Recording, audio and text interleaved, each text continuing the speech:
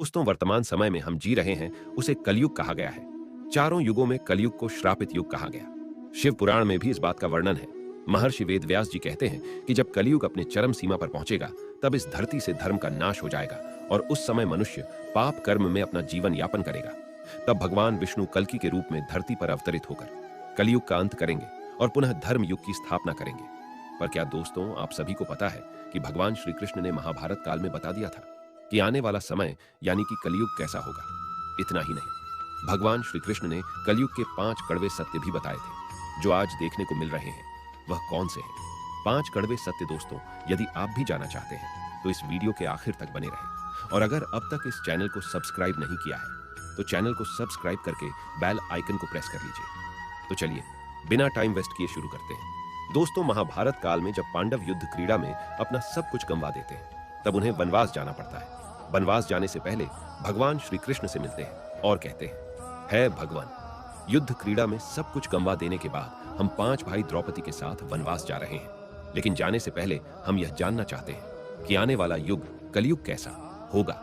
उस समय के मनुष्य कैसे होंगे, लोगों के विचार कैसे होंगे और मोक्ष की प्राप्ति कैसे होगी। पांडवों के मुख से ये सारी बातें सुनकर भगवान श्री कृष्ण थोड़ी देर सोच विचार करते हैं और फिर पांडवों से कहते हैं, पहले आप सभी वन जाइए और वन में जो भी आपको जो कुछ भी दिखे वह आकर मुझे बताए, तब मैं आप सभी को इन प्रश्नों का जवाब दूंगा। अब भगवान श्री कृष्ण के कहे अनुसार पांचों भाई वन में चले गए और वन में जो कुछ भी उन्हें दिखाई दिया उसे देखकर वह हैरान हो गए। उन्हें अपनी आंखों पर विश्वास नहीं हो रहा था। कुछ समय बिताने के बाद वह सभी भगवान श्री कृष्ण के पास लौटते हैं, लेकिन इस बार पांडवों के मस्तक पर चिंता थी और वे किसी उलझन में पड़े नजर आ रहे थे। जब भगवान श्री कृष्ण ने उनकी ऐसी दशा देखी तो उनसे रहा नहीं गया और भगवान श्री कृष्ण ने कहा, आप सभी किस सोच विचार में मग्न हैं, हमें बताएं। अगर संभव होगा तो हम उसका समाधान अवश्य करेंगे। भगवान श्री कृष्ण के मुख से यह बात सुनकर पांडुपुत्र युधिष्ठिर ने हाथ जोड़कर उनसे कहा कि है माधवा, हमारी शंका उन दृश्यों को लेकर है जो हमने वन में देखा। उनकी कल्पना हमने कभी सपने में भी नहीं की थी।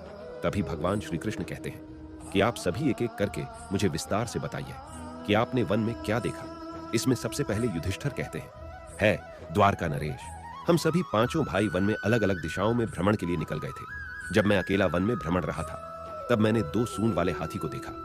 अब आप मेरी इस शंका को दूर कीजिए कि भला एक एक हाथी के 2 सूंड कैसे हो सकते हैं।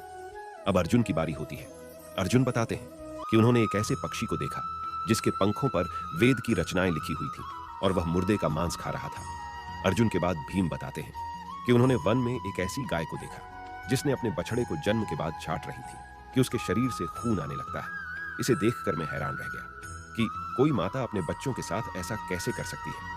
अब भगवान श्री कृष्ण सहदेव से पूछते हैं कि सहदेव, तुमने वन में क्या देखा? तो सहदेव ने कहा कि मैंने एक जगह बहुत से कुएं को देखा जहां हैरानी की बात यह है कि आसपास के सभी कुएं में पानी था और बीच का कुआं खाली था। बीच का कुआं गहरा भी था लेकिन फिर भी उसमें पानी नहीं है। ऐसा कैसे संभव है? अब नकुल आगे बताते हैं कि वे जब वन में भ्रमण कर रहे थे तब उसने एक बड़ी चट्टान पर्वत से लुढ़कते हुए देखा। वह चट्टान कितनी ही बड़े वृक्षों और शिलाओं से टकराती है लेकिन उसे कोई रोक नहीं पाता और अंत में एक छोटे से वृक्ष के स्पर्श से वह चट्टान रुक जाती है। अभी युधिष्ठिर भगवान श्री कृष्ण से कहते हैं कि है वासुदेव, हम भाइयों ने जो भी मन में देखा उसका सारा विस्तार आपसे बता दिया। अब आप हमारी सारी शंकाओं को दूर करते हुए हमें विस्तार से बताइए।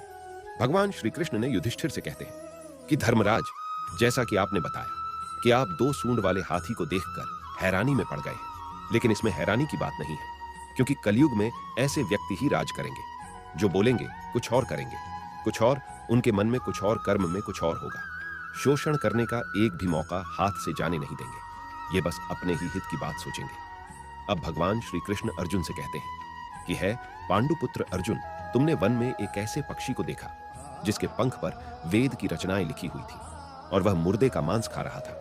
इसका मतलब यही है कि कलयुग में ऐसे ही लोग होंगे जो कहने को तो विद्वान ज्ञानी पुरुष कहलाएंगे किंतु इनका आचरण राक्षसी होंगे।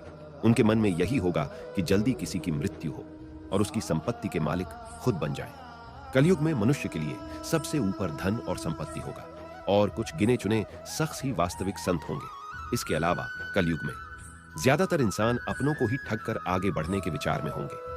अर्जुन के बाद भगवान श्री कृष्ण भी हमसे कहते हैं कि हे भीमंदर, जैसा कि आपने देखा कि एक गाय अपने बछड़े को इतना चाटती है कि उसके शरीर से खून आने लगता है, ठीक इसी तरह कलयुग का मनुष्य अपने बच्चों पर इतना प्यार लुटा आएगा कि उसका विकास रुक जाएगा। एक माँ की ममता अपनी औलाद की मोह माया और संसार में इस तरह बांध के रख देगी कि उसके बच्चे का जीवन नष्ट हो जाएगा। अगर किसी का बेटा घर द्वार छोड़कर साधु बन जाएगा तो उसके दर्शन को हजारों व्यक्ति जाएंगे, किंतु अपना बेटा साधु बनेगा तो वह रोएंगे, विलाप करेंगे कि मेरा बेटा गलत रास्ते पर चला गया। दोस्तों, यहाँ भगवान श्री कृष्ण जीवन की वास्तविकता को बताते हैं कि इंसान को यह समझना होगा कि तुम्हारे पुत्र तुम्हारे नहीं, अपनी पत्नियों की अमानत है, और पुत्रियां अपने पतियों, और तुम्हारा यह शरीर मृत्यु की और आत्मा परमात्मा की अमानत है। भीम की जिज्ञासा को शांत करने के बाद भगवान श्री कृष्ण सहदेव को कहते हैं कि सहदेव, जैसा कि तुमने वन में देखा कि एक साथ कई कुएं थे, लेकिन सिर्फ बीच का कुआं खाली था। इसका मतलब यह है कि कलयुग में धनी व्यक्ति अपनी मन की खुशी के लिए विवाह उत्सवों में धन खर्च करेंगे, लेकिन अपने आस पड़ोस किसी गरीब को देखकर उसकी मदद नहीं करेंगे, फिर चाहे वह गरीब उनका सगा ही क्यों ना हो। अपनी मौज मस्ती के लिए, खुद को खुश रखने के लिए वह शराब, कबाब और फैशन में पैसे उड़ाएंगे, लेकिन किसी के आंसू को पूछना अपना कर्तव्य नहीं समझेंगे। कलयुग में अन्न तो होगा और धनी लोग उसका उपभोग करेंगे, लेकिन गरीब व्यक्ति एक एक दाने के लिए तरसेंगे और ऐसे ही मर जाएंगे। भगवान श्री कृष्ण की यह सारी बातें सुनकर सहदेव थोड़े दुखी हो जाते हैं, लेकिन इस कटु सच के सामने वह क्या कर सकते थे। अब भगवान श्री कृष्ण नकुल से कहते हैं कि नकुल, जैसा कि तुमने वन में देखा कि एक बड़ी चट्टान पर्वत से लुढ़कती हुई बड़े बड़े वृक्षों और विशालकाय चट्टानों से टकराती हुई आती है, वह रुक नहीं पाती है, लेकिन एक छोटा सा वृक्ष अपने स्पर्श से ही उसे रोक देता है।